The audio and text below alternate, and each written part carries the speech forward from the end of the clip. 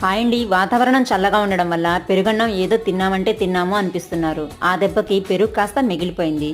ఈ మిగిలిన పెరుగుతో సాయంత్రం స్నాక్స్ గా ఉంటాయని వేడి వేడిగా క్రిస్పీగా లోపల సాఫ్ట్ గా ఉండే మైసూర్ బొండాలను అయితే ప్రిపేర్ చేస్తున్నాను.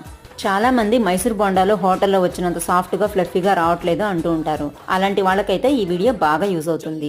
ముందు పెరుగులో అరకప్పు నీళ్లు పోసేసి సోడా ఉప్పు వేసేసి బాగా మిక్స్ చేసేసుకొని కనీసం పావు గంట అయినా పక్కనుంచేయాలి.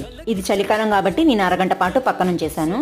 ఈలోగా దాంట్లో స్పైసీనెస్ కోసం పచ్చిమిర్చి, అల్లం, కరివేపాకు, కాస్త జీలకర్ర, రుచికి సరిపడా ఉప్పు, చిటికెడు పసుపు వేసేసి కోర్సుగా గ్రైండ్ చేసుకుని తీసుకోవాలి. దీన్ని ముందుగా బ్లెండ్ చేసి పెట్టుకున్న పెరుగులో వేసేసి 2 కప్పుల మైదా, క్రిస్పీనెస్ కోసం 2 టేబుల్ స్పూన్స్ బియ్య పిండి కూడా వేసేసి ఒకసారి బాగా మిక్స్ చేసేసుకొని మూత పెట్టేసి 4-5 గంటల పాటు పక్కన పెట్టుకోవాలి.